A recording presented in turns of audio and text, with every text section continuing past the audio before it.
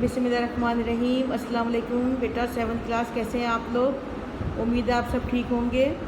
बेटे आज हम अज्जाए कलाम करेंगे। आजकल आपको मालूम है कि हम ग्रामर कर रहे हैं, तो हम अज्जाए कलाम करेंगे। अब मैं आपको अज्जाए कलाम का मतलब बता दूं।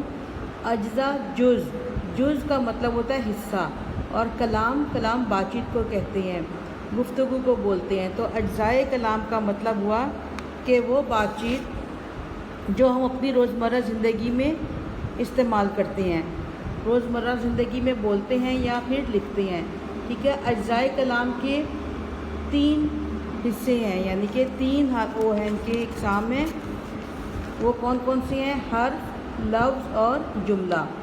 हर्फ अलिफ बे जीम दाल सीन स्वाद काफ़, ये जितने भी होते हैं ये हर्फ होते हैं, हरूफ होते हैं। अलग एक एक होगा तो हर्फ होगा, ज़्यादा होंगे तो हरूफ होंगे। और हम हरूफ को जब मिलाते हैं तो वो लफ्ज़ बनता है। जैसे आप इसको अलग करें, काफ ते अलिफ बे, तो एक एक हर्फ होगा, और अगर मिला देंगे तो ये किताब बन जाएगा, ये एक लफ्ज़ बन जाएगा जिसका मतलब हमें समझ में आ जाएगा। इसी तरह से कलम भी है, ये लफ्ज़ है। और जब हम लफ्ज़ों को मिलाते हैं तो वो एक जुमला बन जाता है। तो अल्लाह एक है, ये एक जुमले की सूरत में है। ये किताब मेरी है, मैं कलम से लिख रहा हूँ, तो ये जुमला हो जाएगा।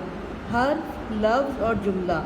फिर लफ्ज़ की इक़साम आ जाती हैं, कलमा और मुहमिल। कलमा बामायनी लफ्ज़ को कहते हैं और मुहमिल बेमायनी को। कलमा यानी कि हम जो बामायनी बात करते हैं उसको कलमा कहते हैं, और मुहमिल जैसे हम कहते हैं ना बातचीत और झूठ और बात, या मैल कुचैल, मैल, ये सब कलमा है। ये एक सही लफ्ज़ है, इसके में मतलब समझ में आ रही है। और मुहमिल जैसे हम कहते हैं ना कुचैल, और झूठ के बाद मूठ बोल रहे हैं, और फिर इसके बाद हम कह रहे हैं किताब विताब कहते हैं, रोटी वोटी, जितने भी अगले लफ्ज़ रोटी विताब, ये इससे कोई मायने नहीं होते, ये हम वैसे ही लगा देते हैं कलमे के साथ, बामायनी लफ्ज़ के साथ, तो वो मुहमिल होगा। कलमा बामायनी लफ्ज़ और मुहमिल बेमायनी लफ्ज़। आपने अपनी कॉपी पर 5 कलमा और 5 मुहमिल लिखने हैं। ठीक है, तो इसको आपने अच्छी तरह से समझना है। उसके बाद फिर आ जाएगा कलमे की इक़साम। कलमे की इक़साम है इसम, फ़ेल, हर्फ। इसम का मतलब क्या होता है? नाम, किसी भी चीज़, शख्स, जगह का जो नाम होता है वो इसम होता है। फ़ेल काम को कहा जाता है, काम करने को कहते हैं।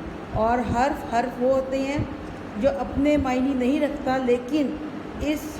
लेकिन हम जब कुछ लिखते हैं, जब हम कुछ किसी से बात करते हैं, तो जिसके साथ हम मिलाते हैं तो तब भी अपने मायने ज़ाहिर करता है। ये जुमले के अंदर मिल के मायने ज़ाहिर करता है, इसके अलावा इससे कोई मायने नहीं होते। तो ये अपने कोई मायने नहीं रखता, लेकिन ये जुमले के साथ या फ़ेल, इसम और फ़ेल के साथ मिलकर अपने मायने ज़ाहिर करता है। फिर हमने करना है इसम की इक़साम।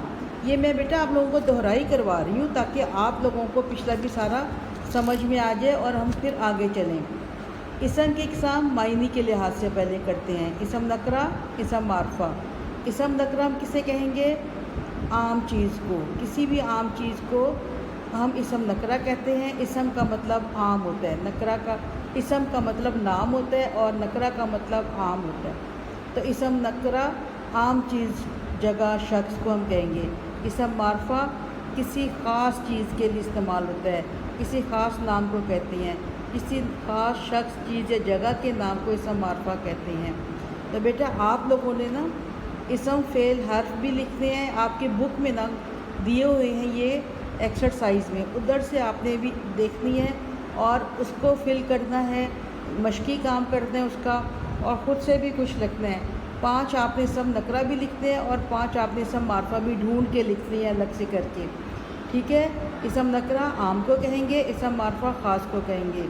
किसी आम नाम को, जैसे अगर मैं कहूँ कि वो लड़का है या ये किताब है, तो किताब तो कोई सी भी हो सकती है, तो आप कोई लड़का भी कोई भी हो सकता है। इसी तरह अगर हम कह दें ये शहर बहुत पुराना है, तो ये शहर भी बहुत सारे होते हैं, तो ये सब नकरा होगा।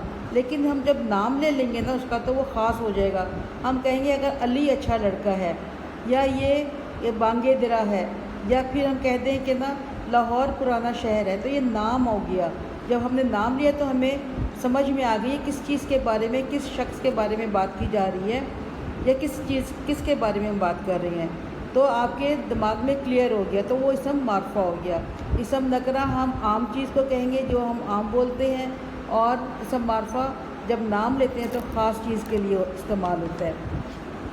اچھا بیٹا، آج اتنا ہی کریں گے، اگلا پھر میں اسم معرفہ یہ معنی کے لحاظ سے کی ہے، اب میں آپ کو بعد میں بناوٹ کے لحاظ سے کرواؤں گی۔ اوکے، اس کو اچھی طرح سمجھ لیں اور کر لیں کہ اللہ حافظ۔